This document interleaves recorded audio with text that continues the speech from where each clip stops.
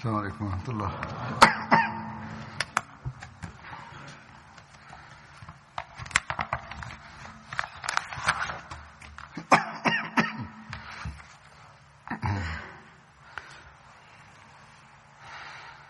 أشهد أن لا إله إلا الله وحده لا شريك له وأشهد أن محمدا عبده ورسوله أما بعد فأعوذ بالله من الشيطان الرجيم بسم الله الرحمن الرحيم الحمد لله رب العالمين الرحمن الرحيم مالك يوم الدين إياك نعبد وإياك نستعين اهدنا الصراط المستقيم صراط الذين أنعمت عليهم غير المغضوب عليهم ولا الضالين. ഇന്ന് പറയാൻ പോകുന്ന സഹാബിയുടെ പേര് ഹസ്രത്ത് മുഹമ്മദ് ബിൻ മസ്ലമ അൻസാരി എന്നാണ്.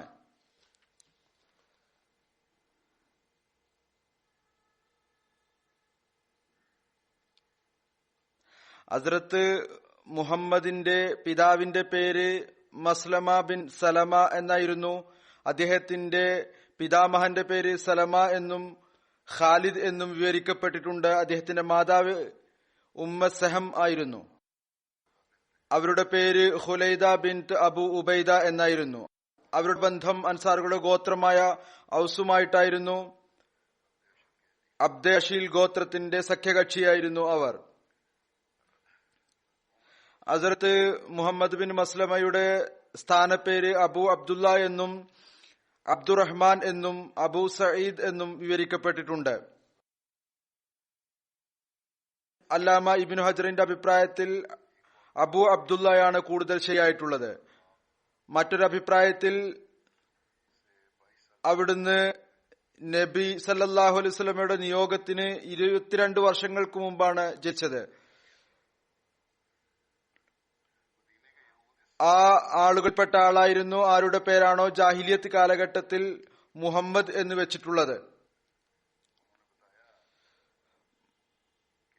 മദീനയിലെ യഹൂദികൾ ആ നബിയെ പ്രതീക്ഷിച്ചുകൊണ്ടിരിക്കുകയായിരുന്നു. ആരെക്കുറിച്ചുള്ള സന്തോഷ വാർത്തയാണോ ഹസ്രത്ത് മൂസ അലൈഹി ഇസ്ലാം നൽകിയത്. അവർ പറയുകയുണ്ടായി, വരാനിരിക്കുന്ന നബിയുടെ പേര് മുഹമ്മദ് എന്നായിരിക്കും. അറബികൾ ഈ കാര്യം കേട്ടപ്പോൾ അവർ തങ്ങളുടെ കുട്ടികളുടെ പേര് മുഹമ്മദ് എന്ന് വെക്കാൻ തുടങ്ങി. സീറത്തു നബി അടങ്ങിയ ഗ്രന്ഥം ജഹാലത്ത് കാലഘട്ടത്തിൽ ആരുടെ പേരുകളാണോ മുഹമ്മദ് എന്ന് വെച്ചിട്ടുള്ളത് അവരുടെ എണ്ണം 3 മുതൽ 15 വരെ വിവരിക്കപ്പെട്ടിട്ടുണ്ട്. അല്ലാമ സുഹൈലി അദ്ദേഹം സീറത്ത് ബിൻ ഹിഷാമിന്റെ വ്യാഖ്യാതാവാണ്. അദ്ദേഹം 3 ആളുകളുടെ പേരാണ് എഴുതിയിട്ടുള്ളത്. ആരുടെ പേരാണ് മുഹമ്മദ് എന്നുണ്ടായിരുന്നത്. അല്ലാമ ഇബ്നു അസീർ 5 ആളുകളുടെ പേരാണ് എഴുതിയിരിക്കുന്നത്. അബ്ദുൽ വഹാബ് ഷീറാനി അവരുടെ എണ്ണം 15 എഴുതിയിട്ടുണ്ട്. അറിവിനായി ആ 15 പേരുകൾ കൂടി ഞാൻ പറയാം. അതിൽ Muhammad bin Safiyan, Muhammad bin Uhaiha, Muhammad bin Humran, Muhammad bin Khazai, Muhammad bin Adi, Muhammad bin Usama, Muhammad bin Bara, Muhammad bin Haris, Muhammad bin Hirmas, Muhammad bin Khauli, Muhammad bin Ahmad, Muhammad bin Yazid, Muhammad bin Usaidi, Muhammad bin Fukhaimi, അതുപോലെ തന്നെ ഹസ്രത്ത് മുഹമ്മദ് മസ്ലമ. ഹസ്രത്ത് മുഹമ്മദ് മസ്ലമ പഴയകാലത്ത് ഇസ്ലാം സ്വീകരിച്ച ആളുകളിൽപ്പെട്ട ആളാണ്. അവിടുന്ന് ഹസ്രത്ത് Musab bin ഉമൈറിന്റെ കൈകളിൽ ഹസ്രത്ത് Saad bin മുആദിന് മുമ്പ് ഇസ്ലാം സ്വീകരിച്ചു. ഹസ്രത്ത് Abu Ubaida bin ജറാഹ് ഹിജ്റത്ത് ചെയ്ത് മദീനയിൽ വന്നപ്പോൾ റസൂലുള്ളാഹി സ്വല്ലല്ലാഹു അലൈഹി വസല്ലം അദ്ദേഹത്തിനും ഇദ്ദേഹത്തിനും ഇടയിൽ സഹോദര്യ ബന്ധം സ്ഥാപിച്ചു. അദ്ദേഹം ആ സഹാബാക്കളിൽ ഉൾപ്പെട്ട ആളാണ്. ആരാണോ കഅബ് ബിൻ അഷ്റഫ്, അതുപോലെ തന്നെ അബൂ റാഫി, സലാം ബിൻ അബൂ ഹുക്കൈഖ് എന്നിവരെ വധിച്ചത്. ഇവർ രണ്ടുപേരും കുഴപ്പക്കാരായ ആളുകളായിരുന്നു. മുസ്ലിങ്ങൾക്ക് നഷ്ടമുണ്ടാക്കാൻ വേണ്ടി തക്കം പാർത്തിരിക്കുന്നവരായിരുന്നു, അതിനുവേണ്ടി ശ്രമിക്കുന്നവരായിരുന്നു എന്നല്ല, മുസ്ലിങ്ങളെ ആക്രമിക്കുകയും അതിനുവേണ്ടി ശ്രമിക്കുകയും ചെയ്തു. റസൂലുള്ളാഹി സ്വല്ലല്ലാഹു അലൈഹി വസല്ലമയെ ആക്രമിക്കാൻ വേണ്ടി ശ്രമിച്ചു. അതുകൊണ്ട് റസൂലുള്ളാഹി സ്വല്ലല്ലാഹു അലൈഹി വസല്ലം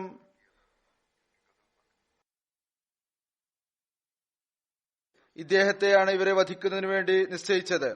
റസൂലുള്ളാഹി സ്വല്ലല്ലാഹു അലൈഹി വസല്ലം ചില യുദ്ധത്തിന്റെ അവസരങ്ങളിൽ ഇദ്ദേഹത്തെ മദീനയുടെ മേൽനോട്ടക്കാരനായി നിശ്ചയിക്കുകയും ചെയ്തു. ഹസ്രത്ത് മുഹമ്മദ് ബിൻ മസ്ലമയുടെ മകൻ ജഅഫർ, അബ്ദുള്ള, സഅദ്, അബ്ദുറഹ്മാൻ, ഉമർ എന്നിവർ നബി സല്ലല്ലാഹു അലൈഹി വസല്ലമയുടെ സഹാബാക്കളിൽ ഉൾപ്പെടുന്നവരാണ്. ഹസ്രത്ത് മുഹമ്മദ് ബിൻ മസ്ലമ ബദർ യുദ്ധം, ഉഹദ് യുദ്ധം, ഇതുകൂടാതെ തബൂക്ക് യുദ്ധം ഒഴികെ മറ്റെല്ലാ യുദ്ധങ്ങളിലും പങ്കെടുത്തിട്ടുണ്ട്. കാരണം തബൂക്ക് യുദ്ധത്തിൽ നബി കരീം സല്ലല്ലാഹു അലൈഹി വസല്ലമയുടെ അനുവാദത്തോടുകൂടി അദ്ദേഹം മദീനയിൽ നിൽക്കുകയുണ്ടായി. ഏതുപോലെ മുമ്പ് പരാമർശിച്ചു കഴിഞ്ഞു, രണ്ട് കുഴപ്പക്കാരായിട്ടുള്ള ആളുകളെ, ഇസ്ലാമിന്റെ എതിരാളികളെ വധിക്കുന്നതിൽ ഹസ്രത്ത് മുഹമ്മദ് ബിൻ മസ്ലമയും ഉൾപ്പെട്ടിരുന്നു. ഇതിന്റെ കുറച്ച് വിശദീകരണം ഹസ്രത്ത് ഉബാദ ബിൻ ബിഷ്റിനെ കുറിച്ചുള്ള പരാമർശത്തിൽ വന്നു കഴിഞ്ഞിട്ടുള്ളതാണ് 1.5 വർഷം മുമ്പ്. എന്നിരുന്നാലും കുറച്ചു കാര്യങ്ങൾ ചുരുങ്ങിയ നിലയിൽ പറയാം. അതുകൂടാതെ ചില വിശദീകരണങ്ങളും ഉണ്ട്. സീറത്ത് ഖാത്തമുൻ നബിയിനിൽ ഹസ്രത്ത് മിർസ ബഷീർ അഹമ്മദ് സാഹിബ് എഴുതിയിട്ടുണ്ട്, കഅബ് ബിൻ അഷ്റഫിന്റെ വധവുമായി ബന്ധപ്പെട്ടുകൊണ്ട്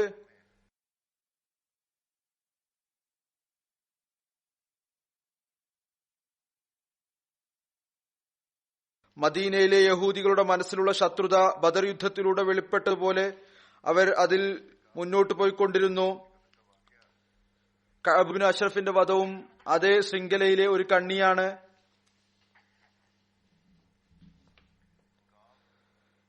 കഅബ് മതത്തിന്റെ അടിസ്ഥാനത്തിൽ യഹൂദിയായിരുന്നു. പക്ഷേ യഥാർത്ഥത്തിൽ യഹൂദി വംശജനായിരുന്നില്ല, മറിച്ച് അറേബ്യനായിരുന്നു.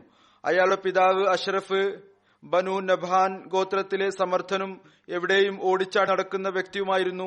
അയാൾ മദീനയിൽ വന്ന് ബനു നദീറുമായി ബന്ധങ്ങൾ സ്ഥാപിച്ചു, അവരുടെ സഖ്യകക്ഷിയായി. അവസാനം അയാൾ എത്രമാത്രം ആധിപത്യവും അധികാരവും സ്ഥാപിച്ചു എന്നാൽ ബനു നദീറിന്റെ ഗോത്രത്തിന്റെ തലവനായ അബൂ റാഫി ബിൻ അബുൽ ഹുക്കൈഖ് തന്റെ മകളെ അയാൾക്ക് വിവാഹം ചെയ്തു കൊടുത്തു. ആ പെൺകുട്ടിയുടെ വയറ്റിൽ നിന്നാണ് കഅബ് ജനിച്ചത്. അയാൾ വളർന്നു വലുതായി തന്റെ പിതാവിനേക്കാൾ വലിയ സ്ഥാനം കരസ്ഥമാക്കി. അവസാനം അറേബ്യയിലെ എല്ലാ യഹൂദികളും അയാളെ തങ്ങളുടെ സർദാറായി കരുതാൻ തുടങ്ങി. ധാർമ്മികമായ നിലയിൽ അയാൾ അങ്ങേയറ്റം വൃത്തികെട്ട സ്വഭാവക്കാരനായിരുന്നു. ഗൂഢാലോചനയിലും ആസൂത്രണത്തിലും അയാൾക്ക് തികഞ്ഞ കഴിവുണ്ടായിരുന്നു. നന്മ അയാളുടെ അടുത്തുപോലും പോയിരുന്നില്ല. അയാൾക്ക് എന്തെങ്കിലും ഗുണങ്ങൾ ഉണ്ടായിരുന്നുവെങ്കിൽ അത് യുദ്ധത്തിലും കുഴപ്പങ്ങൾ ഉണ്ടാക്കുന്നതിലും ഫിത്ന ഉണ്ടാക്കുന്നതിലും മാത്രമായിരുന്നു. ഏതായിരുന്നാൽ നബി സല്ലല്ലാഹു അലൈഹി വസല്ലം ഹിജ്റത്ത് ചെയ്ത് മദീനയിൽ വന്നപ്പോൾ കഅബ് ബിൻ അഷ്റഫ് മറ്റ് യഹൂദികളുമായി ചേർന്ന് നബി സല്ലല്ലാഹു അലൈഹി വസല്ലം തിരുമേനി മറ്റു യഹൂദികളുടെ ഇടയിലുണ്ടാക്കിയ പരസ്പര സൗഹൃദവും സമാധാനവും ശാന്തിയും ഒന്നിച്ചെന്നുള്ള പ്രതിരോധവും സംബന്ധിച്ച് എഴുതി രേഖപ്പെടുത്തപ്പെട്ട ഉടമ്പടിയിൽ പങ്കെടുത്തു. ബാഹ്യമായി ഉടമ്പടി ചെയ്തു. എന്നാൽ കഅബിന്റെ മനസ്സിൽ വെറുപ്പിന്റെയും ശത്രുതയുടെയും അഗ്നി ജ്വലിച്ചുകൊണ്ടിരുന്നു. അയാൾ ഗൂഢപദ്ധതിയിലൂടെയും രഹസ്യാലോചനകളുടെയും ഇസ്ലാമിനും ഇസ്ലാമിന്റെ സ്ഥാപകർക്കുമെതിരെ എതിർപ്പുകൾ തുടങ്ങി.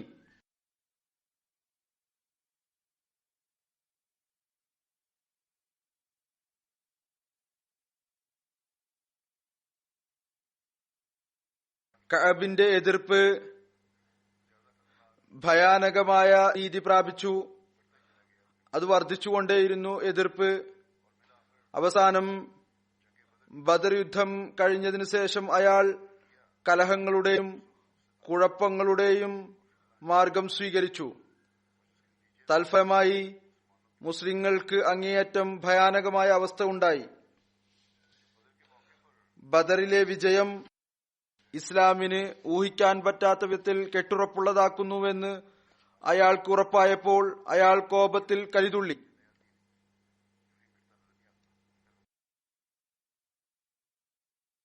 അയാൾ ആദ്യം വിചാരിച്ചു ഈ പുതിയ ദീൻ പെട്ടെന്ന് അവസാനിക്കും. എന്നാൽ അത് കണ്ടില്ല.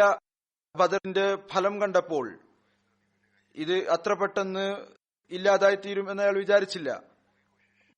ബദറിന് ശേഷം ഇസ്ലാമിനെ ഇല്ലായ്മ ചെയ്യാനും നാമാവശേഷമാക്കാനും പൂർണ്ണമായ തയ്യാറെടുപ്പുകൾ നടത്തി.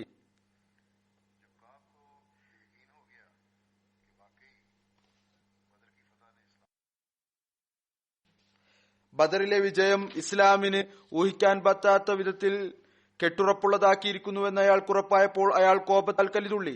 ഉടനെ യാത്രക്കുള്ള തയ്യാറെടുപ്പ് നടത്തി മക്കയിലേക്ക് പുറപ്പെട്ടു. അവിടെ പോയി തന്റെ കൊഴുപ്പുള്ള ഭാഷയുടെയും കവിതയുടെയും ശക്തി കൊണ്ട് ഖുറൈശികളുടെ മനസ്സുകളിൽ എരിഞ്ഞടങ്ങാൻ തുടങ്ങിയ അഗ്നിയെ ജ്വലിപ്പിച്ചു. അവരുടെ മനസ്സിൽ മുസ്ലിങ്ങളുടെ രക്തത്തിന്റെ അണയാത്ത ദാഹമുണ്ടാക്കി.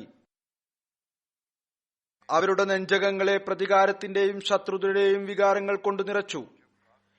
കഅബിന്റെ പ്രകോപനപരമായ വാക്കുകൾ കൊണ്ട് അവരുടെ ബോധങ്ങളിൽ അതീവ ശക്തിയുള്ള വൈദ്യുത് പ്രവാഹമുണ്ടായി. അയാൾ അവരെ കഅബ ദേവാലയത്തിന്റെ മുറ്റത്ത് കൊണ്ടുപോയി കഅബയുടെ പർദ അവരുടെ കൈകളിൽ കൊടുത്തുകൊണ്ട് അവരെ കൊണ്ട് സത്യം ചെയ്യിപ്പിച്ചു. ഇസ്ലാമിനെയും ഇസ്ലാമിന്റെ സ്ഥാപകരെയും ഭൂമിയുടെ മുകളിൽ നിന്ന് ഉന്മൂലനം ചെയ്യാത്തിടത്തോളം വിശ്രമിക്കുന്നതല്ല.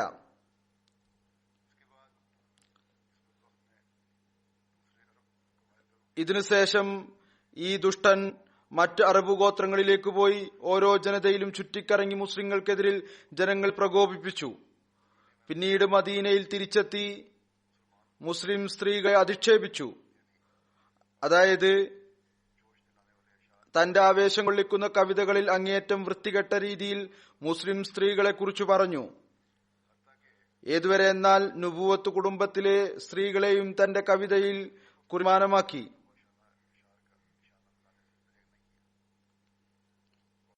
രാജ്യത്ത് ഈ കവിതകളെ കുറിച്ച് ചർച്ച ചെയ്യിപ്പിച്ചു. അവസാനം അയാൾ നബി സല്ലല്ലാഹു അലൈഹി വസല്ലം തിരുമേനിയെ വധിക്കാൻ പദ്ധതിയിട്ടു. നബി സല്ലല്ലാഹു അലൈഹി വസല്ലം തിരുമേനിയെ ക്ഷണത്തിന്റെ പേരിൽ തന്റെ വീട്ടിൽ വിളിച്ചു വരുത്തി കുറച്ച് യഹൂദി യുവാക്കളെ കൊണ്ട് വകവരുത്തുവാനുള്ള പദ്ധതിയിട്ടു. എന്നാൽ അള്ളാഹുവിന്റെ അനുഗ്രഹത്താൽ കൃത്യസമയത്ത് അതിനെക്കുറിച്ചുള്ള അറിവ് ലഭിച്ചു. അയാളുടെ ഈ പദ്ധതി വിജയിച്ചില്ല.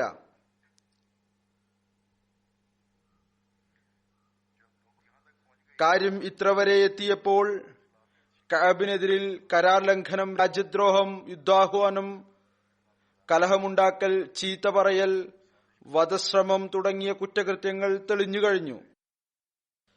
നബി സല്ലല്ലാഹു അലൈഹി വസല്ലം തിരുമേനിയുടെ അന്താരാഷ്ട്ര ഉടമ്പടിയുടെ അടിസ്ഥാനത്തിൽ അത് നബി സല്ലല്ലാഹു അലൈഹി വസല്ലം തിരുമേനി മദീനയിൽ വന്നതിനു ശേഷം മദീനക്കാരുമായി ഉണ്ടാക്കിയതായിരുന്നു. അവിടുന്ന് മദീനയിലെ ജനാധിപത്യ ഭരണകൂടത്തിന്റെ തലവനും ചീഫ് ജസ്റ്റിസുമായിരുന്നു. അവിടുന്ന് കഅബ് ബിനു അഷ്റഫിന് തന്റെ പ്രവർത്തനങ്ങൾ കൊണ്ട് വധാർഹനാണെന്ന് വിധി പുറപ്പെടുവിച്ചു.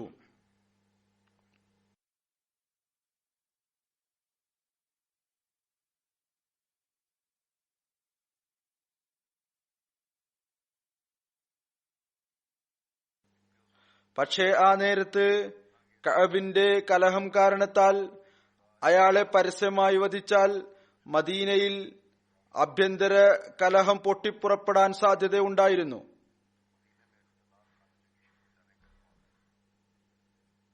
അതിൽ എത്രമാത്രം ചോരപ്പുഴ ഒഴുകുമെന്ന് സങ്കല്പിക്കാൻ പോലും പറ്റുമായിരുന്നില്ല. നബി സല്ലല്ലാഹു അലൈഹി വസല്ലം തിരുമേനി ഏതു വിധേനയും ത്യാഗം ചെയ്ത് വ്യാപകമായ നിലയിൽ ചോരപ്പുഴ ഒഴുകുന്നത് തടയാൻ ആഗ്രഹിച്ചു. അതുകൊണ്ട് കഅബിനെ പരസ്യമായ നിലയിൽ പൊതുസമക്ഷം വധിക്കരുതെന്ന് നിർദ്ദേശം നൽകി. രഹസ്യമായി ചില ആളുകൾ ചെന്ന് തക്കം നോക്കി വധിക്കണമെന്ന് നബി സല്ലല്ലാഹു അലൈഹി വസല്ലം നിർദ്ദേശം നൽകി. ഔസ് ഗോത്രത്തിലെ ആത്മാർത്ഥ സഹാബി മുഹമ്മദ് ബിൻ മസ്ലമയെയാണ് റസൂൽ തിരുമേനി സല്ലല്ലാഹു അലൈഹി വസല്ലം ഈ ഡ്യൂട്ടി ഏൽപ്പിച്ചത്. ഏതു മാർഗം അവലംബിച്ചാലും ഔസ് ഗോത്രത്തലവനായ സഅദ് ബിൻ മുആദിന്റെ അഭിപ്രായ പ്രകാരമേ ചെയ്യാവൂ എന്ന് നബി സല്ലല്ലാഹു അലൈഹി വസല്ലം അദ്ദേഹത്തോട് ഊന്നി പറഞ്ഞു. മുഹമ്മദ് ബിൻ മസ്ലമ പറഞ്ഞു, അള്ളാഹുവിന്റെ ദൂതരെ, രഹസ്യമായി വിളിച്ചു കൊല്ലുന്നതിന് വല്ല കാരണവും ഉണ്ടാക്കി പറയേണ്ടി വരുമല്ലോ. എങ്കിൽ മാത്രമേ കഅബിനെ വീട്ടിൽ നിന്ന് സുരക്ഷിതമായ സ്ഥലത്ത് കൊണ്ടുവന്ന് വധിക്കാൻ സാധിക്കുകയുള്ളൂ. നബി സല്ലല്ലാഹു അലൈഹി വസല്ലം അതിന് അനുവാദം നൽകി. രഹസ്യമായി കൊല്ലാതിരുന്നാൽ ഉണ്ടാകുന്ന വലിയ പ്രത്യാഘാതങ്ങളെ മുന്നിൽ വെച്ചുകൊണ്ടാണ് നബി സല്ലല്ലാഹു അലൈഹി വസല്ലം അനുവാദം നൽകിയത്. അങ്ങനെ സഅദ് ബിൻ മുആദിന്റെ നിർദ്ദേശപ്രകാരം മുഹമ്മദ് ബിൻ മസ്ലമ അബൂ നായിലെയും മറ്റു രണ്ട് സഹാബിമാരെയും കൂട്ടി കഅബിന്റെ വീട്ടിലെത്തി. കഅബിനെ വീട്ടിനുള്ളിൽ വിളിച്ചു വരുത്തി പറഞ്ഞു, ഞങ്ങളുടെ യജമാനൻ അതായത് മുഹമ്മദ് നബി സല്ലല്ലാഹു അലൈഹി വസല്ലം ഞങ്ങളോട് സദക്ക ചോദിക്കുന്നു. ഞങ്ങളാണെങ്കിൽ ഞെരുക്കത്തിലാണ്. ദയവ് ചെയ്ത് നിങ്ങൾക്ക് വല്ലതും കടം തരാൻ സാധിക്കുമോ? ഇത് കേട്ട് കഅബ് സന്തോഷത്താൽ മതിമറഞ്ഞു. എന്നിട്ട് പറഞ്ഞു, അല്ലാഹു ആണ്, ഇനി നോക്കിക്കോ, താമസിയാതെ തന്നെ നിങ്ങൾ ഈ വ്യക്തിയെ ഉപേക്ഷിക്കുന്നതാണ്. അപ്പോൾ മുഹമ്മദ് ബിൻ മസ്ലമ പറഞ്ഞു, ഞങ്ങൾ മുഹമ്മദ് സല്ലല്ലാഹു അലൈഹി വസല്ലമിന്റെ അനുസരണം സ്വീകരിച്ചവരാണ്. ഈ കാര്യത്തിന് വേണ്ടിയാണ് നിങ്ങൾ അടുത്തു വന്നിരിക്കുന്നത്. താങ്കൾ കടം നൽകുമോ ഇല്ലയോ എന്ന് പറയുക. കഅബ് പറഞ്ഞു, തരാം, പക്ഷേ വല്ലതും പണയം വെക്കേണ്ടി വരും. മുഹമ്മദ് ചോദിച്ചു, എന്താണ് പണയം വെക്കേണ്ടത്? അപ്പോൾ ആ ദുഷ്ടൻ പറഞ്ഞു, നിങ്ങൾ ഭാര്യമാരെ പണയം വെക്കുക. കോപം അടക്കി പിടിച്ചുകൊണ്ട് മുഹമ്മദ് ബിൻ മസ്ലമ പറഞ്ഞു, നിങ്ങളെപ്പോലുള്ള ഒരാൾക്ക് ഞങ്ങൾ എങ്ങനെ ഭാര്യമാരെ പണയം വെക്കും? നിങ്ങളെ വിശ്വസിക്കാൻ കഴിയില്ലല്ലോ. അയാൾ പറഞ്ഞു, എന്നാൽ കുട്ടികളെ പണയം വെക്കുക. മുഹമ്മദ് പറഞ്ഞു, അതും അസാധ്യമാണ്. കാരണം മക്കളെ നിന്റെ പക്കൽ പണയം വെച്ച് അറേബ്യയുടെ മൊത്തം പരിഹാസം തലയിലേറ്റ ഞങ്ങൾക്കാവില്ല. ദയവുണ്ടെങ്കിൽ ഞങ്ങൾ ആയുധങ്ങൾ പണയം വെക്കാം. കഅബ് സമ്മതിച്ചു. രാത്രി വരാമെന്ന് പറഞ്ഞ് മുഹമ്മദ് ബിൻ മസ്ലമയും കൂട്ടരും തിരിച്ചുപോയി. രാത്രിയായപ്പോൾ ആ സംഘം ആയുധങ്ങളും കൂടെ എടുത്തുകൊണ്ട് കഅബിന്റെ വീട്ടിലെത്തി. അപ്പോൾ അവർക്ക് തുറന്ന നിലയിൽ ആയുധങ്ങൾ കൊണ്ടുവരാൻ സാധിക്കുമായിരുന്നു. അയാളെ വീട്ടിൽ നിന്ന് പുറത്തു വിളിച്ച് സംസാരിച്ച് ഒരു ഭാഗത്തേക്ക് കൊണ്ടുപോയി. അല്പം കഴിഞ്ഞപ്പോൾ നടന്നുകൊണ്ട് തന്നെ മുഹമ്മദ് ബിൻ മസ്ലമയോ അതല്ലെങ്കിൽ മറ്റ് അദ്ദേഹത്തിന്റെ സുഹൃത്തുക്കളിലാരോ ഏതോ ഒരു കാരണം കൊണ്ട് കഅബിന്റെ കഴുത്തിൽ തോലിടുകയും അയാളെ കീഴ്പ്പെടുത്തുകയും വധിക്കുക എന്ന് വിളിച്ചു പറയുകയും ചെയ്തു. സഹാബാക്കൾ മുമ്പ് തന്നെ തയ്യാറായിരുന്നു. വാൾ വീശുകയും കഅബിനെ വധിക്കുകയും ചെയ്തു. കഅബും മരിച്ചു വീണു. മുഹമ്മദ് ബിൻ മസ്ലമയും കൂട്ടുകാരും അവിടെ നിന്ന് പുറപ്പെട്ട് ഉടനെ റസൂലുള്ളാഹി സ്വല്ലല്ലാഹു അലൈഹി വസല്ലം സമക്ഷത്തിലെത്തി വധത്തിന്റെ വാർത്ത അറിയിച്ചു. കഅബിന്റെ മരണവാർത്ത നാടെങ്ങും പ്രചരിച്ചതിനെ തുടർന്ന് പട്ടണത്തിലാകെ ഉദ്യോഗജനകമായ അന്തരീക്ഷമുണ്ടായി. യഹൂദികൾ വളരെയധികം പ്രകോപിതരായി. പിറ്റേ ദിവസം രാവിലെ യഹൂദികളുടെ ഒരു സംഘം റസൂൽ തിരുമേനി സല്ലല്ലാഹു അലൈഹി വസല്ലം സന്നിധിയിൽ ഹാജരായിക്കൊണ്ട് തങ്ങളുടെ നേതാവ് കഅബ് ബിൻ അഷ്റഫിനെ ഇങ്ങനെ കൊന്നിരിക്കുന്നു എന്ന് പരാതിപ്പെട്ടു. അവരുടെ വാക്കുകൾ കേട്ടതിനു ശേഷം നബി സല്ലല്ലാഹു അലൈഹി വസല്ലം പറഞ്ഞു, കഅബ് ചെയ്തിരിക്കുന്ന കുറ്റങ്ങൾ എന്തൊക്കെയാണെന്ന് നിങ്ങൾക്കറിയാമോ? ശേഷം അവിടുന്ന് കഅബിന്റെ ആജ്ഞാലംഘനം, പ്രേരണാകുറ്റം, കുഴപ്പമുണ്ടാക്കൽ, അശ്ലീലത, വധശ്രമത്തിനുള്ള ഗൂഢാലോചന തുടങ്ങിയ പദ്ധതികൾ ചുരുങ്ങിയ നിലയിൽ അവരെ ഓർമ്മിപ്പിച്ചു. അതിൽ അവർ ഭയപ്പെട്ടുകൊണ്ട് നിശബ്ദരായി. കൂടുതലായി അവർ ഒച്ചപ്പാടുണ്ടാക്കിയില്ല. അതിനുശേഷം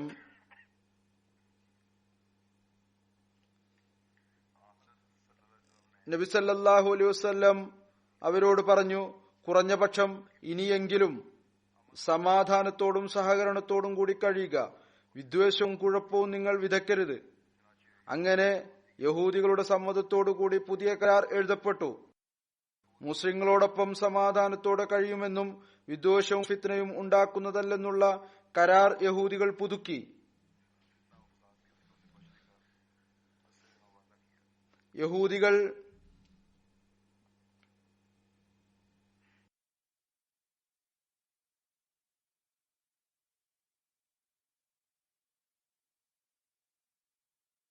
കഅബ് കുറ്റവാളിയല്ലായിരുന്നു എങ്കിൽ യഹൂദികൾ ഒരിക്കലും തന്നെ പുതിയ കരാറിൽ ഏർപ്പെടുമായിരുന്നില്ല. ഏതായിരുന്നാലും ഇവർ പുതിയ കരാറിൽ ഏർപ്പെട്ടു. ഇനി ഞങ്ങൾ സമാധാനത്തോടുകൂടി ജീവിക്കുന്നതായിരിക്കും. ചരിത്രത്തിൽ ഒരു സ്ഥലത്ത് പോലും എഴുതിയിട്ടില്ല ഇതിനുശേഷം യഹൂദികൾ എപ്പോഴെങ്കിലും കഅബ് ബിൻ അഷ്റഫിന്റെ വധത്തെ പരാമർശിച്ചുകൊണ്ട് മുസ്ലിങ്ങളുടെ പേരിൽ എന്തെങ്കിലും കുറ്റം ആരോപിച്ചതായി. കാരണം അവരുടെ ഹൃദയത്തിൽ ഈ കാര്യം അറിയുമായിരുന്നു. കഅബ് അർഹിക്കപ്പെട്ട പര്യവസാനത്തിലാണ് എത്തിയിരിക്കുന്നത്. കഅബ് ബിൻ അഷ്റഫിന്റെ വധത്തെക്കുറിച്ച് ചില പാശ്ചാത്യ എഴുത്തുകാർ, ചരിത്രകാരന്മാർ കുറെ അധികം എഴുതിയിട്ടുണ്ട്. റസൂൽ തിരുമേനി സല്ലല്ലാഹു അലൈഹി വസല്ലമയുടെ കോന്തലയിൽ ഒരു വികൃതമായ പാടുപോലെ ഈ വധത്തെ വെളിപ്പെടുത്തി ആക്ഷേപം ഉന്നയിക്കാൻ ശ്രമിച്ചിട്ടുണ്ട്. എന്നാൽ നോക്കേണ്ട കാര്യം ഇതാണ്. ഒന്നാമതായി, ഈ വധം അതിന്റെ തലത്തിൽ അനുവദനീയമായിരുന്നോ അതോ അല്ലേ? രണ്ടാമത്തെ കാര്യം ഇതാണ്, ഈ വധത്തിനായി ഉപയോഗിച്ച മാർഗം അത് അനുവദനീയമായിരുന്നോ അതോ അല്ലേ? ഒന്നാമത്തെ കാര്യം ഇതാണ്, ഓർത്തിരിക്കേണ്ടതാണ്. കഅബ് ബിൻ അഷ്റഫ് റസൂൽ തിരുമേനി സല്ലല്ലാഹു അലൈഹി വസല്ലമയോടൊപ്പം നിയമപരമായ സമാധാനത്തിന്റെയും രഞ്ജിപ്പിന്റെയും കരാറിൽ ഏർപ്പെട്ടിരുന്നു. മുസ്ലിങ്ങൾക്കെതിരിൽ നടപടികൾ എടുക്കുന്ന കാര്യം പോകട്ടെ, അയാൾ ഈ കാര്യം വാഗ്ദാനം ചെയ്തിരുന്നു. അയാൾ എല്ലാ ബാഹ്യ ശത്രുക്കൾക്കെതിരിലും മുസ്ലിങ്ങളെ സഹായിക്കുന്നതാണ്, മുസ്ലിങ്ങളോട് സൗഹൃദപരമായ ബന്ധം വെച്ചു പുലർത്തുന്നതാണ്. അയാൾ ഈ കരാറിന്റെ അടിസ്ഥാനത്തിൽ ഈ കാര്യവും അംഗീകരിച്ചിരുന്നു. മദീനയിൽ ജനാധിപത്യപരമായ നിലയിൽ സ്ഥാപിച്ചിരിക്കുന്ന ഭരണകൂടത്തിൽ റസൂൽ തിരുമേനി സല്ലല്ലാഹു അലൈഹി വസല്ലം അതിന്റെ പ്രസിഡന്റായിരിക്കും.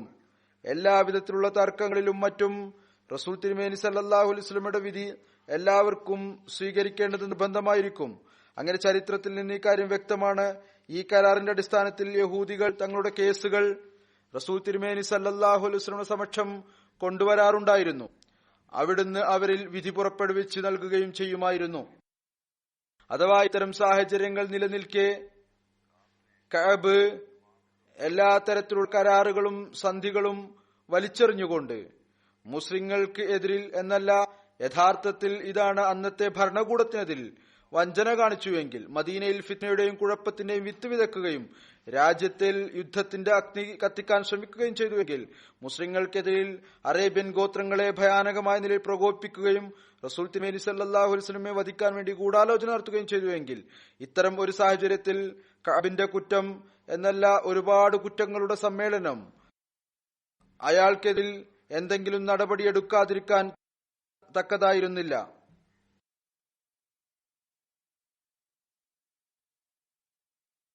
പിന്നീട് ഇതിന് വധത്തേക്കാൾ ചെറിയ ശിക്ഷയിലൂടെ യഹൂദികളുടെ ഈ ഫിത്നയെ തടയാൻ സാധിക്കുമായിരുന്നു. ഇന്നത്തെ സംസ്കാര സമ്പന്നരെന്ന് പറയപ്പെടുന്ന ഭരണകൂടങ്ങൾ കലാപത്തിനും കരാർ ലംഘനത്തിനും രാജ്യദ്രോഹത്തിനും യുദ്ധത്തിന് പ്രകോപനം സൃഷ്ടിക്കുന്നതിനും വധശ്രമത്തിനുള്ള കുറ്റത്തിനും മറ്റും കുറ്റവാളികൾക്ക് വധശിക്ഷ നൽകാറില്ലേ? ചോദ്യം ഉയർന്നു വരുന്നത് ഇതാണ്. മിർസ ബഷീർ അഹമ്മദ് സാഹിബ് എഴുതുന്നു, അതിപ്രകാരമാണ് വധത്തിന്റെ രീതി അനുവദനീയമായിരുന്നോ അല്ലയോ എന്നുള്ളതാണ്. വധത്തിന്റെ രീതിയെ കുറിച്ച് ഉയർത്തുന്ന ചോദ്യം ഇതാണ്, ഇതിനെക്കുറിച്ച് അത് അനുവദനീയമായിരുന്നോ അല്ലയോ? ഇത് ഓർത്തിരിക്കേണ്ടതാണ്. അറേബ്യയിൽ അന്ന് ഒരു വ്യക്തമായ ഭരണവ്യവസ്ഥ ഉണ്ടായിരുന്നില്ല എന്നല്ല, എല്ലാ വ്യക്തികളും ഓരോ ഗോത്രവും സ്വതന്ത്രരും സ്വന്തം കാര്യങ്ങൾ നോക്കുന്നവരുമായിരുന്നു. അത്തരമൊരു സാഹചര്യത്തിൽ ഏത് കോടതിയിൽ പോയാണ് കഅബിന് എതിരിൽ കേസ് കൊടുത്ത് വധത്തിനുള്ള കൽപ്പന കരസ്ഥമാക്കാൻ സാധിക്കുക? യഹൂദികളുടെ പക്കൽ അയാളുടെ ഗൂഢാലോചനയെക്കുറിച്ച് പരാതി പറയാൻ സാധിക്കുമായിരുന്നു. അയാളാകട്ടെ അവരുടെ തലവനുമാണ്. സ്വയം അവർ മുസ്ലിങ്ങൾക്കെതിരിൽ വഞ്ചന കാണിക്കുകയും ചെയ്തിരുന്നു. ഈ ദിവസങ്ങളിൽ വലിയ കുഴപ്പങ്ങൾ ഉണ്ടാക്കിക്കൊണ്ടിരുന്നു. മക്കയെ ഖുറൈശികളുടെ മുമ്പിൽ ചെന്ന് കേസ് കൊടുക്കാൻ സാധിക്കും. അവരാകട്ടെ മുസ്ലിങ്ങളുടെ രക്തത്തിന് ദാഹിക്കുന്നവരായിരുന്നു. സുലൈം ഗോത്രം, ഗത്ഫാൻ ഗോത്രം എന്നിവരുടെ മുമ്പിൽ ചെന്ന് സഹായമർത്ഥിക്കാൻ സാധിക്കുമോ? അവരാകട്ടെ കഴിഞ്ഞ 3-4 മാസത്തിനുള്ളിൽ പല പ്രാവശ്യം മദീനയുടെ മേൽ ഒളിയാക്രമണം നടത്താൻ വേണ്ടി തയ്യാറെടുപ്പ് നടത്തിയിരുന്നു. മിർസ ബഷീർ അഹമ്മദ് സാഹിബ് എഴുതുന്നു, പിന്നീടൊന്ന് ചിന്തിക്കുക, മുസ്ലിങ്ങളെ സംബന്ധിച്ച് മറ്റേത് മാർഗമാണ് തുറന്നിരുന്നത്? ഒരു മനുഷ്യൻ പ്രകോപനവും യുദ്ധത്തിനുള്ള ആഹ്വാനവും കുഴപ്പമുണ്ടാക്കുകയും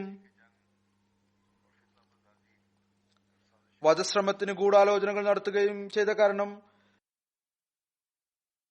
തന്റെ ജീവിതത്തിനും രാജ്യത്തിന്റെ സമാധാനത്തിനും അപകടമുണ്ടാക്കിക്കൊണ്ട് സ്വയം സംരക്ഷണത്തിനായി അവസരം ലഭിച്ചാൽ അയാളെ സ്വയം വധിക്കുക എന്നല്ലാതെ. കാരണം ഇത് കൂടുതൽ നല്ല കാര്യമാണ്. ഒരു കുഴപ്പക്കാരനും കുറ്റവാളിയുമായ ആൾ വധിക്കപ്പെടുക. അതിനു പകരം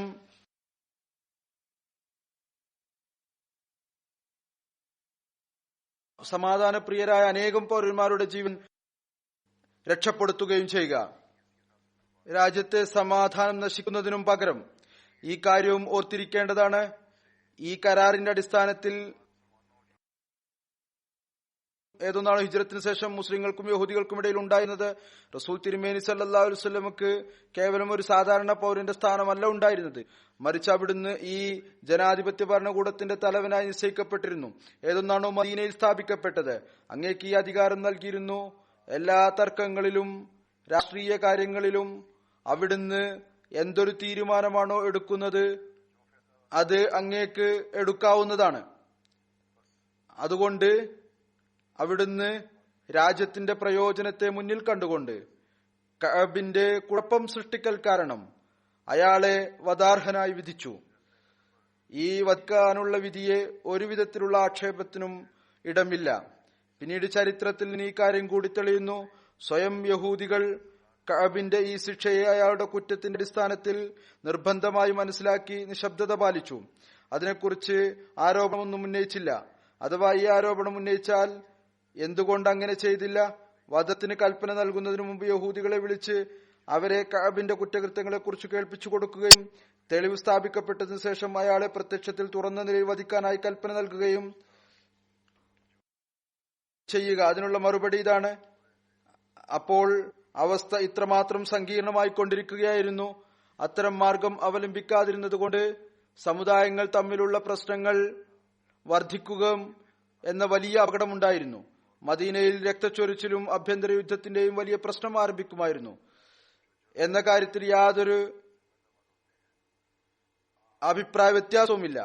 ഈ കാര്യങ്ങൾ പെട്ടെന്നും രഹസ്യമായ നിലയിലും ചെയ്യുന്നത് ആണ് പ്രയോജനമാവുക എന്ന് റസൂൽ തിരുമേനി സല്ലല്ലാഹു അലൈഹി വസല്ലം പൊതുസമാധാനം മുൻനിർത്തി മനസ്സിലാക്കി. ഇങ്ങനെയാണ് ഉചിതമായി മനസ്സിലാക്കിയത്. നിശബ്ദമായ നിലയിൽ കഅബിനെ ശിക്ഷിക്കാനുള്ള കൽപ്പന പുറപ്പെടുവിക്കാം. എന്നാൽ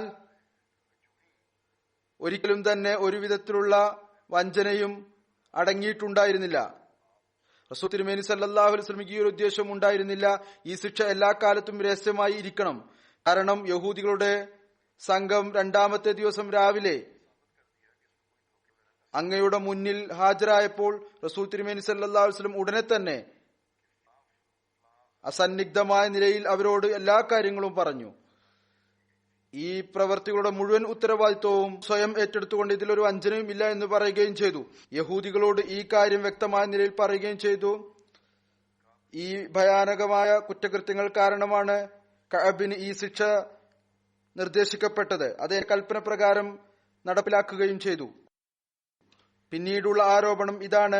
ഈ അവസരത്തിൽ റസൂലുള്ളാഹി സ്വല്ലല്ലാഹു അലൈഹി വസല്ലം തന്റെ സഹാബാക്കൾക്ക്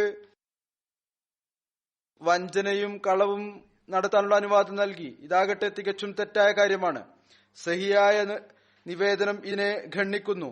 റസൂൽ തിരുമേനി സല്ലല്ലാഹു അലൈഹി വസല്ലം ഒരിക്കലും തന്നെ കളവ് പറയാനോ തെറ്റായ കാര്യം പറയാനോ അനുവാദം നൽകിയിരുന്നില്ല എന്നല്ല. ബുഖാരിയുടെ നിവേദനം അനുസരിച്ച് മുഹമ്മദ് ബിൻ മസ്ലമ അങ്ങയോട് ചോദിക്കുകയുണ്ടായി, കഅബിനെ രഹസ്യമായി വധിക്കുന്നതിനായി എന്തെങ്കിലും കാര്യം പറയേണ്ടതായി വരും. അപ്പോൾ അവിടുന്ന് ആ മഹത്തായ കാര്യങ്ങൾ മുന്നിൽ വെച്ചുകൊണ്ട് ഏതൊന്നാണോ രഹസ്യമായ ശിക്ഷയ്ക്ക് കാരണമായി തീരുന്നത് മറുപടിയായി കേവലം ഇത്രമാത്രമാണ് പറഞ്ഞത്. അതെ, ഇതിൽ കൂടുതലായി അങ്ങയുടെ ഭാഗത്ത് നിന്ന് അല്ലെങ്കിൽ മുഹമ്മദ് ബിൻ മസ്ലമയുടെ ഭാഗത്ത് നിന്ന് ഏതെങ്കിലും വിധത്തിലുള്ള വ്യാഖ്യാനമോ വിശദീകരണമോ ഉണ്ടായിട്ടില്ല. റസൂൽ തിരുമേനി സല്ലല്ലാഹു അലൈഹി വസല്ലമയുടെ ഉദ്ദേശം ഇത്രമാത്രമായിരുന്നു: മുഹമ്മദ് ബിൻ മസ്ലമയും അദ്ദേഹത്തിന്റെ സുഹൃത്തുക്കളും കഅബിനെ വീട്ടിൽ ചെന്ന് കൊണ്ടുവന്ന് അയാളെ പുറത്തു കൊണ്ടുവരികയും ആ സമയത്ത് എന്തെങ്കിലും ഒരു കാര്യം അവർക്ക് നിർബന്ധമായി പറയേണ്ടി വരും. അതിന്റെ ഫലമായി കഅബ് ഇഷ്ടത്തോടും നിശബ്ദമായിക്കൊണ്ടും വീട്ടിൽ നിന്ന് പുറത്ത് അവരുടെ കൂടെ ഇറങ്ങി വരണം. ഇതിൽ ഒരു വിധത്തിലുള്ള പ്രശ്നവുമില്ല. യുദ്ധത്തിന്റെ അവസരത്തിൽ ചാരന്മാരും മറ്റും തങ്ങളുടെ കടമകൾ ചെയ്യുന്നത് അവർക്കും ഇത്തരത്തിലുള്ള കാര്യങ്ങൾ പറയേണ്ടതായി വരും. ഇതിനെക്കുറിച്ച് ഒരിക്കലും ഒരു ബുദ്ധിമാനായ വ്യക്തിക്ക് ആക്ഷേപം ഉന്നയിക്കാൻ സാധിക്കുകയില്ല. റസൂൽ തിരുമേനി സല്ലല്ലാഹു അലൈഹി വസല്ലമയുടെ കോന്തല ഏതായിരുന്നാലും ഇതിൽ നിന്നെല്ലാം പരിശുദ്ധമാണ്. ബാക്കിയുള്ളത് മുഹമ്മദ് ബിൻ മസ്ലമയുടെയും മറ്റും കാര്യമാണ്. ആരാണ് അവിടെ ചെന്ന് അവരോട് ഇക്കാര്യങ്ങളെല്ലാം സംസാരിച്ചത്? അവരുടെ സംസാരം യഥാർത്ഥത്തിൽ ഒരു കാര്യവും തന്നെ സ്വഭാവത്തിന് എതിരായിരുന്നില്ല. അവരും യഥാർത്ഥത്തിൽ തെറ്റായ ഒരു എണ്ണം നൽകിയിട്ടില്ല. തന്റെ മിഷന്റെ ഉദ്ദേശ ലക്ഷ്യങ്ങൾ മുന്നിൽ വെച്ചുകൊണ്ട് ചില ദ്വയാർത്ഥങ്ങളുള്ള വാക്കുകൾ ഉപയോഗിച്ചു, വിവിധ അർത്ഥങ്ങളുള്ള വാക്കുകൾ ഉപയോഗിച്ചു. അതല്ലാതെ മറ്റൊന്നും ഉണ്ടായിരുന്നില്ല. യുദ്ധത്തിന്റെ സാഹചര്യത്തിൽ ഇതല്ലാതെ മറ്റൊരു വഴിയും ഉണ്ടായിരുന്നില്ല. യുദ്ധത്തിന്റെ സാഹചര്യത്തിൽ ഒരു ഉദ്ദേശത്തിനായി ഇത്രത്തോളം തെളിമയാർന്ന കാര്യങ്ങൾ പറയുന്നതിൽ ഇത്രമാത്രം സൂക്ഷ്മമായ പുറംതിരിയൽ ഒരു ബുദ്ധിമാനായ വ്യക്തിയെ സംബന്ധിച്ചിടത്തോളം ആക്ഷേപാർഹമായ കാര്യമല്ല. ചിലർ ഈ ഒരു ചോദ്യം ഉയർത്തിയിട്ടുണ്ട്: യുദ്ധത്തിൽ കളവ് പറയുന്നതും വഞ്ചിക്കുന്നതും അനുവദനീയമാണോ? ചില റിവായത്തുകളിൽ ഈ കാര്യം പരാമർശിക്കപ്പെട്ടിട്ടുണ്ട്. റസൂൽ തിരുമേനി സല്ലല്ലാഹു അലൈഹി വസല്ലം പറയാറുണ്ടായിരുന്നു: അൽ ഹർബു ഖുദ്അത്തുൻ, അതായത് യുദ്ധം ഒരു തന്ത്രമാണ്. ഇതിൽ നിന്ന് ഈ ഒരു അർത്ഥം എടുക്കുന്നു: നഊദു ബില്ലാഹ്, റസൂൽ തിരുമേനി സല്ലല്ലാഹു അലൈഹി വസല്ലം ഭാഗത്ത് നിന്ന് യുദ്ധത്തിൽ വഞ്ചന നടത്താൻ അനുവാദം നൽകിയിട്ടുണ്ടെന്ന്. എന്നാൽ ഒന്നാമതായി അൽ ഹർബു ഖുദ്അ എന്നതിന്റെ അർത്ഥം തന്നെ ഇതല്ല, അതായത് യുദ്ധത്തിൽ വഞ്ചന കാണിക്കുന്നത് അനുവദനീയമാണ് എന്ന് അല്ല. ഇതിന്റെ അർത്ഥം ഇത്രമാത്രമാണ്: യുദ്ധം സ്വയം ഒരു വഞ്ചനയാണ്. അതായത് യുദ്ധത്തിന്റെ പരിണിത ഫലത്തെക്കുറിച്ച് ഒന്നും തന്നെ പറയാൻ സാധ്യമല്ല എന്താണ് സംഭവിക്കുക എന്ന്. അതായത് യുദ്ധത്തിന്റെ ഫലമായി ഇത്രമാത്രം വിവിധങ്ങളായ കാര്യങ്ങൾ സ്വാധീനം ചെലുത്തുന്നു. അതായത് യുദ്ധത്തിന്റെ ഫലമായി ഇത്രമാത്രം വിവിധങ്ങളായ കാര്യങ്ങൾ സ്വാധീനം ചെലുത്തുന്നു. എങ്ങനെയുള്ള അവസ്ഥകൾ ആണെങ്കിലും ഒരിക്കലും പറയാൻ സാധിക്കില്ല അതിന്റെ പരിണിത ഫലം എന്തായിരിക്കുമെന്ന്. ഈ കാര്യത്തിന് സാക്ഷ്യം ഇതിൽ നിന്ന് ലഭിക്കും. ഹദീസിൽ ഈ റിവായത്ത് രണ്ട് തരത്തിൽ നിവേദനം ചെയ്യപ്പെട്ടിട്ടുണ്ട്. ഒരു റിവായത്തിൽ ഈ വാക്കുകളാണ്: റസൂൽ തിരുമേനി സല്ലല്ലാഹു അലൈഹി വസല്ലം പറഞ്ഞു, അൽ ഹർബു ഖുദ്അ, അതായത് യുദ്ധം ഒരു തന്ത്രമാണ്. മറ്റൊരു റിവായത്തിൽ ഇപ്രകാരം കാണാം: സമ്മൽ ഹർബ ഖുദ്അ, അതായത് റസൂൽ തിരുമേനി സല്ലല്ലാഹു അലൈഹി വസല്ലം യുദ്ധത്തിന്റെ പേര് തന്ത്രം എന്ന് വെക്കപ്പെട്ടു. സമ്മൽ ഹർബ ഖുദ്അ. രണ്ടും യോജിപ്പിക്കുന്നതിൽ ഈ അർത്ഥം ലഭിക്കുന്നു: അങ്ങയുടെ ഉദ്ദേശം യഥാർത്ഥത്തിൽ യുദ്ധത്തിൽ വഞ്ചന കാണിക്കുന്ന അനുവദനീയമാണ് എന്നല്ല, മറിച്ച് ഇതായിരുന്നു: യുദ്ധം ഒരു സ്വയം വഞ്ചനയിൽ അകപ്പെടുത്തുന്ന കാര്യമാണ്. അഥവാ ഇതിന് നിശ്ചയമായും ഇതേ അർത്ഥം തന്നെ നൽകുകയാണ് എങ്കിൽ, അതായത് യുദ്ധത്തിൽ വഞ്ചന കാണിക്കുന്നത് അനുവദനീയമാണ്. എന്നിരുന്നാലും വഞ്ചന കൊണ്ട് യുദ്ധതന്ത്രവും ഉപായം സ്വീകരിക്കലുമാണ് ഉദ്ദേശം. കളവും വഞ്ചനയും അതുകൊണ്ടുള്ള ഉദ്ദേശമല്ല. കാരണം ഇവിടെ ഖുദ്അയുടെ അർത്ഥം തന്നെ തന്ത്രം, യുദ്ധതന്ത്രം എന്നൊക്കെയാണ്, കളവ് പറയുക എന്നല്ല. അതുകൊണ്ട് അർത്ഥം ഇതാണ്: യുദ്ധത്തിൽ തങ്ങളുടെ ശത്രുവിനെ ഏതെങ്കിലും തന്ത്രത്തിലൂടെയോ ഉപായത്തിലൂടെയോ അശ്രദ്ധരാക്കിക്കൊണ്ട് പിടിച്ചുകെട്ടുക, പരാജയപ്പെടുത്തുക, ഇത് വിലക്കപ്പെട്ടതല്ല. ഇനി തന്ത്രത്തിന്റെയും വിവിധ രൂപങ്ങൾ ഉണ്ടായിരിക്കും. ഉദാഹരണമായി ഒരു സഹീഹായ റിവായത്തിൽ നിന്ന് ഇക്കാര്യം തെളിയുന്നു: റസൂൽ തിരുമേനി സല്ലല്ലാഹു അലൈഹി വസല്ലം ഏതെങ്കിലും ഒരു യുദ്ധത്തിനായി പുറപ്പെടുമ്പോൾ പൊതുവിൽ തന്റെ ലക്ഷ്യസ്ഥാനം വെളിപ്പെടുത്തുമായിരുന്നില്ല. ചില സമയത്ത് അപ്രകാരം ചെയ്യാറുണ്ടായിരുന്നു. പോകേണ്ടത് തെക്കോട്ടാണ് എങ്കിൽ ആദ്യം വടക്കോട്ട് തിരിഞ്ഞു പുറപ്പെടുമായിരുന്നു, പിന്നീട് തിരിഞ്ഞു വന്ന് തെക്കോട്ട് പോകുമായിരുന്നു. അതോ അല്ലെങ്കിൽ ഏതെങ്കിലും ഒരു വ്യക്തി എപ്പോഴെങ്കിലും ചോദിച്ചാൽ എവിടെ നിന്നാണ് വരുന്നത്, അപ്പോൾ മദീനയുടെ പേര് പറയുന്നതിനു പകരം അടുത്തോ ദൂരത്തിലോ തമ്പടിച്ച ഏതെങ്കിലും സ്ഥലം പറയുമായിരുന്നു. ഈ തരത്തിലുള്ള മറ്റേതെങ്കിലും അനുവദനീയമായ യുദ്ധതന്ത്രങ്ങൾ അവലംബിക്കുമായിരുന്നു. ഏതുപോലെ ശുദ്ധ ഖുർആനിൽ സൂചന നൽകിയിരുന്നു. സഹാബാക്കൾ ചിലപ്പോൾ അപ്രകാരം ചെയ്യാറുണ്ടായിരുന്നു. ശത്രുക്കളെ അശ്രദ്ധരാക്കുന്നതിനു വേണ്ടി യുദ്ധത്തിൽ നിന്ന് പിറകോട്ട് പോകുമായിരുന്നു. പിന്നീട് ശത്രുക്കൾ അശ്രദ്ധരായി തീരുമ്പോൾ, അവരുടെ നിരകളിൽ വിള്ളലുകൾ ഉണ്ടാകുമ്പോൾ അപ്രതീക്ഷിതമായി ആക്രമിക്കുമായിരുന്നു. ഈ എല്ലാ രൂപവും ഖുദ്അ എന്നതിന്റേതാണ്. ഇതിനെ യുദ്ധത്തിന്റെ സാഹചര്യത്തിൽ അനുവദനീയമാക്കിയിരിക്കുന്നു. ഇപ്പോഴും അതിനെ അനുവദനീയമായി ഘടിക്കുന്നു. എന്നാൽ ഈ കാര്യം കളവ്, വഞ്ചന എന്നിവ കാണിക്കുക എന്നത് അതിനെ ഇസ്ലാം വളരെ ശക്തമായ നിലയിൽ വിലക്കുന്നു. റസൂൽ തിരുമേനി സല്ലല്ലാഹു അലൈഹി വസല്ലം പൊതുവിൽ പറയാറുണ്ടായിരുന്നു: ഇസ്ലാമിൽ അള്ളാഹുവിനോടൊപ്പം പങ്കുചേർക്കുകയും മാതാപിതാക്കളോടുള്ള കടമകൾ ധ്വംസിക്കുകയും ചെയ്തതിനു ശേഷം മൂന്നാമത്തെ ഏറ്റവും വലിയ പാപം എന്ന് പറയുന്നത് കളവ് പറയുക എന്നതാണ്. അതുപോലെ തന്നെ പറയുമായിരുന്നു, ഈമാനും ഭീരുത്വവും ഒരു സ്ഥലത്ത് ഒരുമിച്ചു കൂടിയേക്കാം, എന്നാൽ ഈമാനും കളവും ഒരു സ്ഥലത്ത് ഒരിക്കലും ഒരുമിച്ചു കൂടുകയില്ല. വഞ്ചനയെയും ചതിയെയും കുറിച്ച് പറയുമായിരുന്നു, ഏതൊരാളാണോ വഞ്ചന കാണിക്കുന്നത് അയാൾ ഖിയാമത്ത് നാളിൽ അള്ളാഹുവിന്റെ കഠിനമായ ശിക്ഷയ്ക്ക് കീഴിൽ വരുന്നതാണ്. അഥവാ യുദ്ധത്തിൽ ഇത്തരത്തിലുള്ള തന്ത്രത്തിന് അനുവാദം നൽകിയിട്ടുണ്ടെങ്കിൽ അത് യഥാർത്ഥത്തിലുള്ള വഞ്ചനയല്ല, ചതിയുമല്ല, മറിച്ച് അതുകൊണ്ടുള്ള ഉദ്ദേശം യുദ്ധതന്ത്രങ്ങളാണ്. അത് യുദ്ധത്തിൽ ശത്രുക്കളെ അശ്രദ്ധരാക്കുന്നതിനോ അവരെ പരാജയപ്പെടുത്തുന്നതിനോ വേണ്ടിയാണ് ഉപയോഗിക്കുന്നത്. അത് ചില അവസരങ്ങളിൽ പ്രത്യക്ഷമായ നിലയിൽ കളവിനും വഞ്ചനയ്ക്കും സാദൃശ്യമുള്ളതായി തോന്നാം, എന്നാൽ അത് യഥാർത്ഥത്തിൽ കളവോ വഞ്ചനയോ ആയിരിക്കുകയില്ല. അതുകൊണ്ട് തന്നെ താഴെ കൊടുത്തിരിക്കുന്ന ഹദീസ് നമ്മുടെ വീക്ഷണത്തിൽ അതിനെ സത്യപ്പെടുത്തലാണ്. ഹദ്റത്ത് മിർസ ബഷീർ മസാബ് എഴുതുന്നു, ആ ഹദീസ് ഇപ്രകാരമാണ്: ഉമ്മ കുൽസിം ബിൻത് ഉഖ്ബ നിവേദനം ചെയ്യുന്നു, ഞാൻ റസൂൽ തിരുമേനി സല്ലല്ലാഹു അലൈഹി വസല്ലമയെ കേവലം 3 അവസരത്തിൽ അത്തരം കാര്യങ്ങൾക്ക് അനുവാദം നൽകിയതായി കേട്ടിട്ടുണ്ട്. അത് യഥാർത്ഥത്തിൽ കളവായിരിക്കുകയില്ല, എന്നാൽ സാധാരണ ജനങ്ങൾ അതിനെ തെറ്റിദ്ധാരണ കൊണ്ട് കളവായി ഗണിക്കുന്നു. ഒന്നാമത്തെ കാര്യം ഇതാണ്: യുദ്ധം. 2 കലഹിച്ച ആളുകൾക്കിടയിൽ രഞ്ജിപ്പുണ്ടാക്കാനുള്ള അവസരം. 3 ഭാര്യ തന്റെ ഭർത്താവിനോട് ഏതുകൊണ്ടാണോ പരസ്പരം തൃപ്തിപ്പെടുകയോ സന്തോഷം നൽകുകയോ ചെയ്യപ്പെടുന്നത് അത് പറയുക. നിയ്യത്ത് നല്ലതായിരിക്കണം എല്ലാ അവസരങ്ങളിലും, അല്ലെങ്കിൽ നല്ല ലക്ഷ്യം കരസ്ഥമാക്കണം എന്നതായിരിക്കണം. ഈ ഹദീസ് ഈ കാര്യത്തിൽ ഏതെങ്കിലും ഒരു സംശയത്തിനിട നൽകുന്നില്ല. ഏതു വിധത്തിലുള്ള തന്ത്രത്തിനാണോ യുദ്ധത്തിൽ അനുവാദം നൽകിയിരിക്കുന്നത് അതുകൊണ്ടുള്ള ഉദ്ദേശം കളവും വഞ്ചനയുമല്ല, മറിച്ച് ആ കാര്യങ്ങളാണ്. ഏതൊന്നാണോ ചില സമയങ്ങളിൽ യുദ്ധത്തിന്റെ ഉപായമായി സ്വീകരിക്കപ്പെടുന്നത് അത് എല്ലാ സമുദായങ്ങളിലും എല്ലാ മതങ്ങളിലും അനുവദനീയമായിട്ടുള്ളതാണ്. കഅബ് ഇബ്നു അഷ്റഫിന്റെ സംഭവം വിവരിച്ചതിനു ശേഷം ഇബ്നു ഹിഷാം ഈ റിവായത്ത് ഉദ്ധരിച്ചിട്ടുണ്ട്. കഅബിന്റെ വധത്തിന് ശേഷം റസൂൽ തിരുമേനി സല്ലല്ലാഹു അലൈഹി വസല്ലം സഹാബാക്കളോട് നിർദ്ദേശിച്ചിരുന്നു, ഇനി ഏതൊരു യഹൂദിയെ നിങ്ങൾ കീഴടക്കിയാലും അയാളെ വധിച്ചുകൊള്ളുക. അങ്ങനെ ഒരു സഹാബി മൊയൂസ എന്നു പേരുള്ള ആൾ ഒരു യഹൂദിയെ ആക്രമിച്ചു വധിക്കുകയുണ്ടായി. ഇതേ റിവായത്തിന് അബൂദാവൂദും ഉദ്ധരിച്ചിട്ടുണ്ട്. ഈ 2 റിവായത്തിന്റെയും അടിസ്ഥാനം ഇബ്നു ഇസ്ഹാഖാണ്. മിർസ ബഷീർ മസാബ് എഴുതുന്നു, നിദാനശാസ്ത്രത്തിന്റെ അടിസ്ഥാനത്തിൽ ഈ റിവായത്ത് ദുർബലവും വിശ്വാസയോഗ്യമല്ലാത്തതുമാണ്. ഇപ്രകാരം ഒരിക്കലും റസൂൽ തിരുമേനി സല്ലല്ലാഹു അലൈഹി വസല്ലം പറഞ്ഞിട്ടില്ല. കാരണം ഇബ്നു ഹിഷാം അതിനെ യാതൊരുവിധ സനദും ഇല്ലാതെയാണ് എഴുതിയിരിക്കുന്നത്. ഒരു സനദും ഇല്ല. അബൂദാവൂദ് നൽകിയ സനദ് അത് ദുർബലമാണ്. ഈ സനദിൽ ഇബ്നു ഇസ്ഹാഖ് വിവരിക്കുന്നു, ഞാൻ ഈ സംഭവം സൈൻ ബിൻ സാബിത്തിന്റെ ഒരു സ്വതന്ത്രനാക്കപ്പെട്ട അടിമയിൽ നിന്നാണ് കേട്ടത്. ഈ പേരറിയാത്ത അടിമ ഇതാരാണെന്ന് പോലും അറിയില്ല, അയാളുടെ പേര് പോലും ഇല്ല. അയാൾ മുഈസയുടെ ഒരു പേരില്ലാത്ത പെൺകുട്ടിയിൽ നിന്നാണ് കേട്ടത്. അയാളും ഒരു പെൺകുട്ടിയെ കുറിച്ചാണ് പറയുന്നത്. അവളും ആരാണെന്ന് അറിയില്ല. റിവായത്തിൽ നിന്ന് അറിയുന്ന പെൺകുട്ടി തന്റെ പിതാവിൽ നിന്നാണ് കേട്ടത്. ഏതൊരാൾക്കും മനസ്സിലാക്കാൻ സാധിക്കുന്ന ഇത്തരത്തിലുള്ള റിവായത്തിന്റെ അടിസ്ഥാനത്തിൽ അവരുടെ പേരിനെ കുറിച്ച് പോലും അറിയില്ല എങ്കിൽ അവരുടെ അവസ്ഥകളെ കുറിച്ചും അറിയില്ല. അത്തരത്തിലുള്ള ഒരു ഹദീസ് ഒരിക്കലും സ്വീകാര്യോഗ്യമല്ല. ദിറായത്തിന്റെ അടിസ്ഥാനത്തിലും ശ്രദ്ധിക്കുകയാണെങ്കിൽ അത് ഒരു വിധത്തിലും ശരിയായി തോന്നുന്നില്ല. കാരണം റസൂൽ തിരുമേനി സല്ലല്ലാഹു അലൈഹി വസല്ലം പൊതുവായ രീതിക്ക് ഇക്കാര്യം പൂർണ്ണമായും അതിനെ തള്ളുന്ന തരത്തിലാണുള്ളത്. അവിടുന്ന് ഇത്തരത്തിലുള്ള ഒരു കൽപ്പന പൊതുവായ നിലയിൽ നൽകി എന്നത്. അതുകൂടാതെ ഒരു പൊതുകൽപ്പന ഉണ്ടായിരുന്നുവെങ്കിൽ തീർച്ചയായും അതിന്റെ ഫലമായി അനേകം വധങ്ങൾ ഉണ്ടാകണമായിരുന്നു. എന്നാൽ റിവായത്തിൽ കേവലം ഒരു വധത്തെക്കുറിച്ചുള്ള പരാമർശം മാത്രമാണുള്ളത്. അത് ഈ കാര്യത്തിനുള്ള തെളിവാണ്.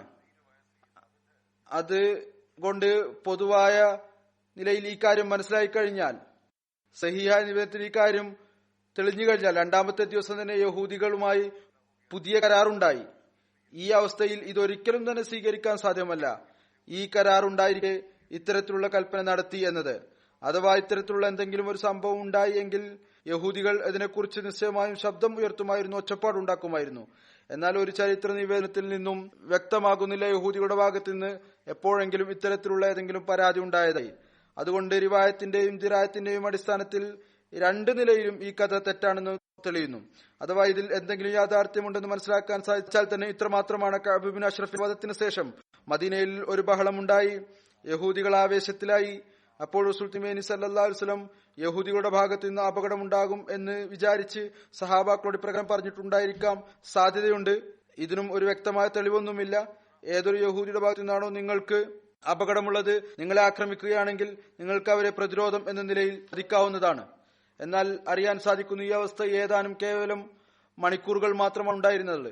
അഥവാ ഇതിനുള്ള സാധ്യത കരുതിയാൽ പോലും ഏതാനും മണിക്കൂറുകൾ മാത്രമാണ് ഉണ്ടായിട്ടുള്ളത്. കാരണം അതിനുശേഷം യഹൂദികളുമായി കരാറുണ്ടായി. അടുത്ത ദിവസം തന്നെ യഹൂദികളുമായി പുതിയ നിലയിൽ കരാറുണ്ടായി. സമാധാനത്തിന്റെയും ശാന്തിയുടെയും അവസ്ഥ ഉണ്ടായി. വീണ്ടും അവിടുന്ന് എഴുതുന്നു, കഅബ് ഇബ്നു അഷ്റഫിന്റെ വധത്തിന്റെ തീയതിയെക്കുറിച്ച് അല്പം അഭിപ്രായ വ്യത്യാസമുണ്ട്. ഇബ്നു സഅദ് അതിനെ റബിയുൽ അവൽ 3 ഹിജ്രിയിലാണ് പറഞ്ഞിരിക്കുന്നത്. എന്നാൽ ഇബ്നു ഹിഷാം അതിനെ സരിയ സെയ്ദ് ഇബ്നു ഹാരിസക്ക് ശേഷമാണ് വെച്ചിട്ടുള്ളത്. അത് സർവാംഗീകൃതമായി ജമാദുൽ ആഖിറിൽ ആണ് നടന്നത്. അവിടുന്ന് പറയുന്നു, ഞാൻ ഇതിൽ ഇബ്നു ഹിഷാമിന്റെ ഘടനയെയാണ് സ്വീകരിച്ചിരിക്കുന്നത്. ഏതായിരുന്നാലും ഈ പരാമർശം ഇനിയും തുടരുന്നതായിരിക്കും. ഏതാനും ചില സംഭവങ്ങളുണ്ട്. ഇൻഷാ അല്ലാ ഇനി തുടർന്നും അത് വിവരിക്കുന്നതാണ്.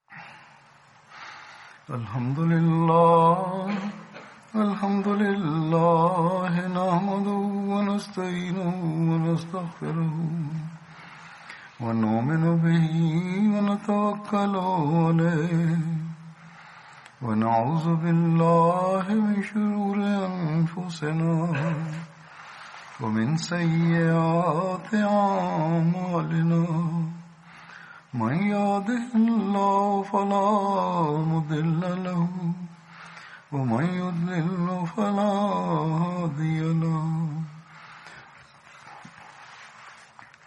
ونشهد أن لا إله إلا الله ونشهد أن محمدا عبده ورسوله عباد الله رحمكم الله إن الله يأمر بالعدل والإحسان وإيتاء ذي القربى وينهى عن الفحشاء والمنكر والبغي يعظكم لعلكم تذكرون اذكروا الله يذكركم وادعوه يستجب لكم ولذكر الله أكبر.